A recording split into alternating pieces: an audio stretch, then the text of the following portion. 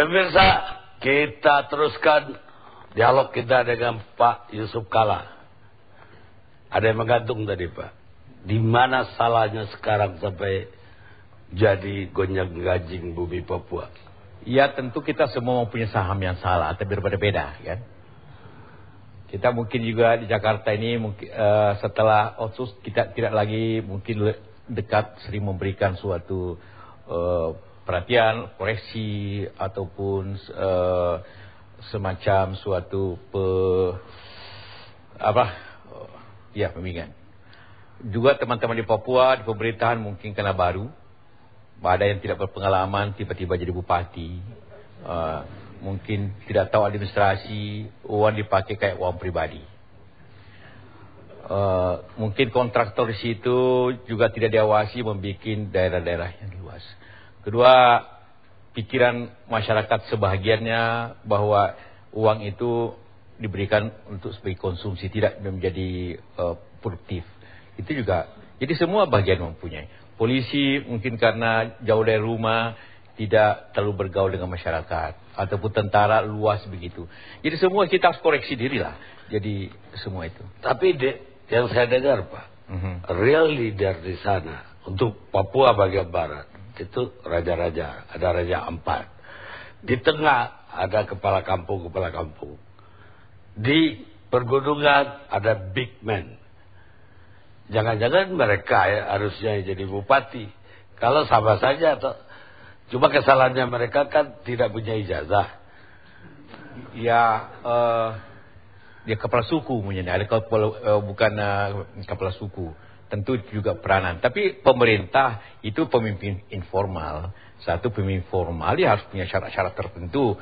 Tapi syarat itu bukan hanya terjadi. Tapi itu sama juga. Ya bukan hanya terjadi di Papua, di Jawa juga banyak yang tiba-tiba kita tidak kenal pedagang sepeda motor atau apa, atau ustadz tiba-tiba jadi bupati juga. Banyak hal yang tapi ada waktu untuk belajar. Mungkin karena dekat dengan orang dapat mudah dikoreksi.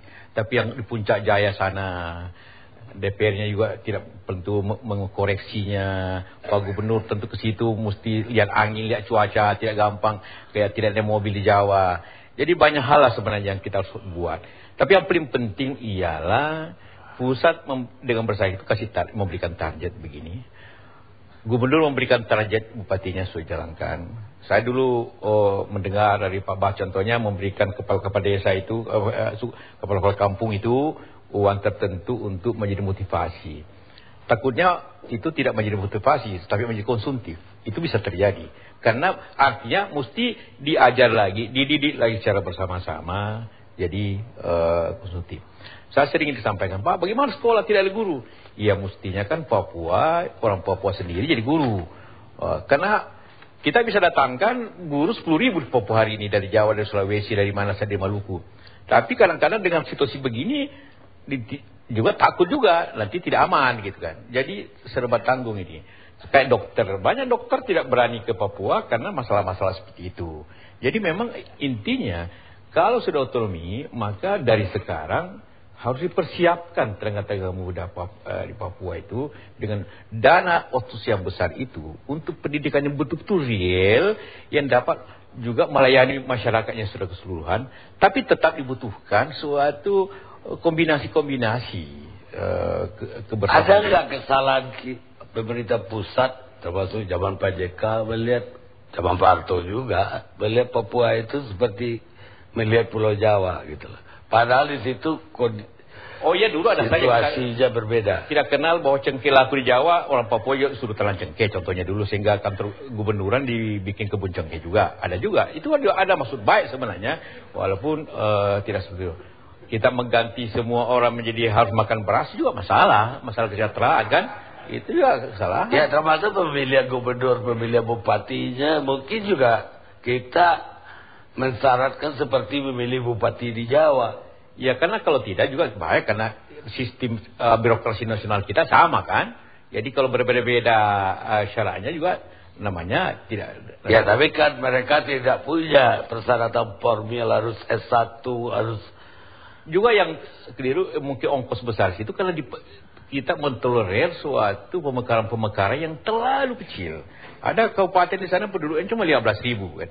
kelewatan. Itu sama dengan kelurahan di Jawa itu ya kan? Itu. Jadi akhirnya kosnya tinggi. Bayangkanlah bupatinya, wakil bupati ada sekda, ada anggota DPR 25 orang, padahal anggota kabupatennya cuma 15.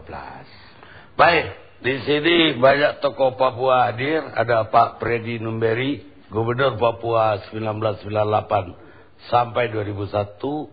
Ada Pak Barnabas, Gubernur Papua 2006 sampai 2011. Ada His Excellency Pak Michael Menu Pandu yang juga pernah jadi wali kota ya Pak? Wali kota Jayapura 88 sampai 93. Ada lagi dubes satu lagi Pak Theo.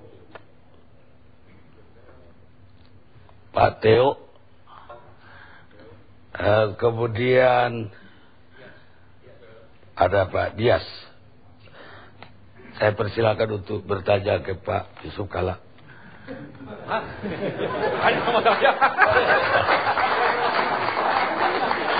Atau menanggapi apa yang beliau katakan. Ya, Pak Freddy. Terima kasih Pak Yusuf Kalla. Saya pikir apa Bapak utarakan sangat-sangat benar. Kalau saya melihat dari sisi lain, bahwa Indonesia itu gagal dalam membentuk nation and character building di Papua sejak kita merdeka. Itu masalahnya, sehingga masyarakat Papua tidak merasa memiliki NKRI.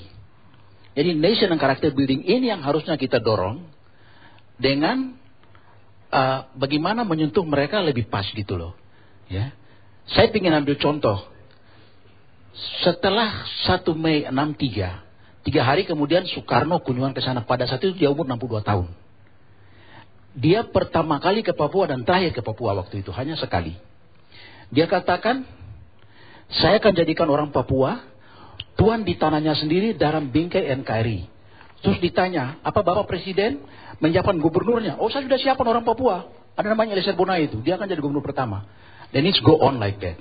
Nah, sehingga saya melihat bahwa apa yang dikatakan Soekarno tadi, saya akan jadikan orang Papua tuan di tanahnya sendiri, ternyata tidak diterjemahkan ke bawah oleh institusi lainnya.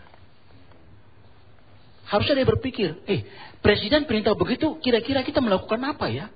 Bagaimana menjadikan Papua tuan di tanahnya sendiri? Itu jawabannya di Otsus tadi Pak. Setelah perjalanan waktu baru kita jawab, oh ternyata itu Otsus. Tapi Otsus ini pun dalam pelaksanaan masih lemah. Ya. Dan itu harus kita akui. Sehingga menurut saya Pak, kita harus kembali melihat bahwa, dan saya setuju dengan Bapak, di negara mana saja kalau sentuhannya pas, kesejahteraannya pas, nggak ada orang mau bicara merdeka itu. Merdeka itu hanya ekspresi daripada ketidakpuasan.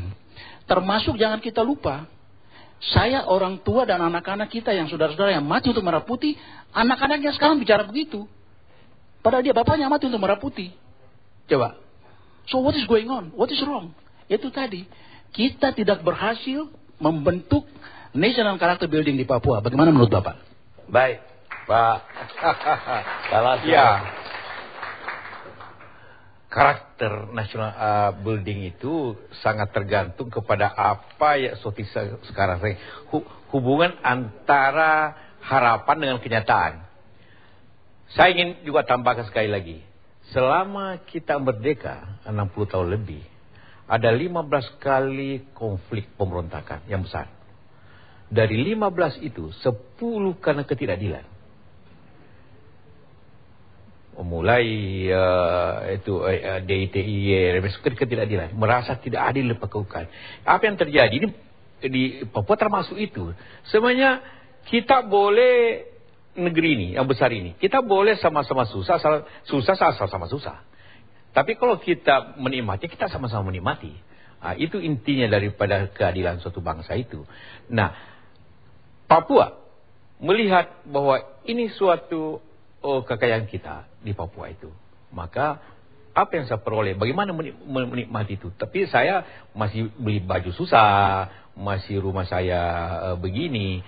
Jadi tadi saya katakan, karena pemerintah sudah menebus dosanya, katakanlah pusat gitu. Katakanlah, saya ingin mengatakan bukan dosa, kekeliruan tadi itu untuk tidak memberikan yang pantas, yang benar kepada Papua, maka OSUS itu mengkoreksi semua itu, mengkoreksinya.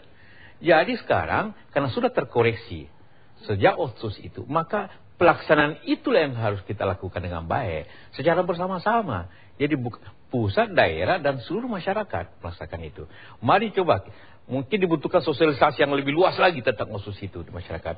Siapa yang berbuat apa dan siapa yang mendapat apa daripada masyarakat itu. Karena memang yang paling mudah dilaksanakan politiknya. Katakanlah gubernur harus begini, dipilih oleh rakyat, begini caranya, MRT-nya begini, harus orang Papua. Itu politiknya. Tapi hasil masyarakat tidak melihat itu, melihat kesejahteraannya macam mana. Dan saya ulangi, kesejahteraan selalu adalah gabungan daripada upaya pemerintah dan upaya masyarakat sendiri. Nah, upaya pemerintah dalam memberikan sekali lagi apa yang diberikan pusat sekarang, ditransfer sekarang ialah hampir 2 kali lipat daripada kekayaan yang ditarik dari Papua. Saya ingin dulu informasi dari Freeport tadi, Freeport coba. Kan 18 triliun, Bapak 18 triliun kan? Dari tahun lalu. Tapi kalau dari keuangan di sini kan 31 triliun transfernya kembali. Ya, Papua. Jadi kita mensubsidi, jadi kampung saya di Sulawesi yang tidak kaya itu, atau dari NTB atau mensubsidi Papua sebagai masyarakat kita. Mensubsidi Papua dari pajak Jakarta, mensubsidi Papua luar biasa besarnya.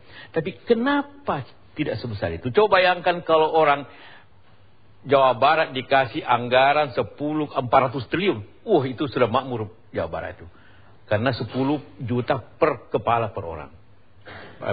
Jawa Barat, Jawa Tengah hanya mendapat 1,5. Kenapa tidak terjadi itu? Ini kan pertanyaannya. Kesejahteraan tadi. Iya, kenapa uang sebesar itu tidak menghasilkan banyak? Jadi di mana letaknya? Jadi itulah yang sebenarnya kita bersama-sama mencarinya, membantu membuat itu. Segala upaya sudah berjalan, saya tahu betul itu. Kalau Freeport sendiri, bagaimana Bapak melihatnya? Banyak orang mengatakan terlalu diistimewakan oleh negara ini. Begini, Freeport adalah PMA awal daripada bangsa ini, bangsa bumi. Sehingga kontraknya sangat bersebelah kalau diukur ukuran sekarang. Karena itu kita harus berani untuk mengkoreksi sebelum dikoreksi oleh rakyat. Ya, katakanlah masa realistisnya cuma 1%. Padahal harga emas berapa sekarang? Kita mengukur itu. Tapi yang paling berbahaya menurut saya bukan hanya Freeport, Tangguh. Tangguh itu justru kontraknya yang paling keliru. Karena mematok harga gas itu 3,5 sen. $3,5 per MMBTU. Sehingga bagian daerah itu tidak banyak jadinya. Karena itu dulu saya minta harus segera ya, 2 hal harus sekarang sih belum banyak, karena hasilnya belum banyak. Tapi nanti kalau hasilnya Tangguh itu tinggi, yang didapat pemerintah daerah kecil. Karena itu kontrak yang terjadi itu tahun 2002 tidak salah. Ya, 2002. Ya. Nah, dua itu udah direnego atau belum? Belum. Jadi pada tetap satu kali renego, satu kali. Tapi waktu itu saya minta ke Cina, betul Hu Jintao sama presidennya bersiap dinegosiasi, tapi tidak terlaksana. Kalau yang Freeport itu kan 1% dulu, katanya udah dinaikkan. Iya belum. Dan itu kan begini, rakyat Papua mendapat 80% daripada net hasil daripada Freeport itu. Jadi kalau hasilnya rendah karena pembagian rendah, berarti rakyat Papua yang mendapat lebih kecil. Hasil untuk pemerintah pusat rendah, dapatnya kecil, bukan Freeport yang rendah kan? Iya. Artinya bagian pemerintah kan, ya, netnya 80% untuk normalnya menurut Bapak harusnya berapa persen? Ya, sebenarnya karena emas dan copper itu luar biasa naiknya. Memang walaupun begitu pajaknya juga naik, pasti kan. Ya. Tapi secara persentase kita harus bicarakan. Berapa, kalau kita sih naunya 10% relatifnya, tapi katakanlah begitu. Tapi kita bisa bicarakan tentu apakah naik 2-3%, harus diusahakan seperti itu. Dimanapun dulu memang kita minta seperti itu. Walaupun ikan yang Amerika punya kadang-kadang tidak semudah itu, tapi harus tough negotiator untuk melaksanakan itu. Dan katanya juga tanpa kewajiban divestasi. Ada kewajiban divestasi. Dulu waktu zamannya. Tapi dari awal. Sudah ada tidak divestasi. 10 tahun harus. Iya, cuma kadang-kadang dulu kembali lagi. Sudah divestasi tapi dibeli lagi. Itu kan melanggar undang-undang. Melanggar sebenarnya. Tapi ya on behalf nomine saya kira saya tidak tahu lah itu kenapa itu terjadi. Ya. Jadi sepakat gak bahwa rakyat Papua menderita dengan kekayaan yang melimpah ruah? Kata menderita itu sangat relatif. Menderita dong ya, Pak. Kalau banyak yang kena tapi karena malaria, TBC, HIV. Itu sih tentu ada masalah. Di Jakarta juga banyak malaria tentu kan. Ya berarti saya ingin katakan Jakarta malaria. Tapi bahwa sangat tergantung kita melihatnya. Bahwa kenapa mesti kekurangan pada saat anggarannya 10 juta per orang. Tapi di Jawa Barat hanya 1,5 toh bisa. Itu kan sekarang Pak. Iya sekarang. Saya katakan pasti. Pasti butuh perhatian lebih. Butuh suatu treatment yang lebih baik. Semua kita ini, itu kita perlu. Bapak lihat aneh nggak perpanjangan kontrak itu tahun 97, 40 tahun lagi? Kontrak karya itu. Seorang investor harus menjaga dia punya kapital kan? Ya negara ini aneh nggak? Kayak sebenarnya diperpanjang itu tidak aneh. Tapi diperpanjang 10 tahun sebelum jatuh tempo. Itu biasa saja. Selalu biasa. Semua kontrak diperpanjang sebelum jatuh tempo. 10 tahun. Sama dengan Anda punya saja HGB, tapi kan perpanjangnya sebelum jatuh tempo. Begitu jatuh tempo nanti diperpanjang langsung diambil negara kan, gitu kan? Jadi yang soalnya diperpanjang tanpa perubahan syarat-syarat yang fundamental. Padahal itu kesempatan sebenarnya. Oke, saya perpanjang dengan syarat naikkan 5% royalties. Kalau tidak mau sudah. Itu sebenarnya waktunya di waktu itu. Kok sekarang susah? Karena sudah taken. Tunggu lagi perpanjangannya nanti. Lama. 2047. Kesalahan waktu itu tidak dinaikkan secara betul syarat-syaratnya pada saat perpanjangannya. Jadi kita bodoh terus kalau gitu. Bodoh atau sengaja bodoh saya tidak tahu. Baik, pemirsa kita istirahat saja.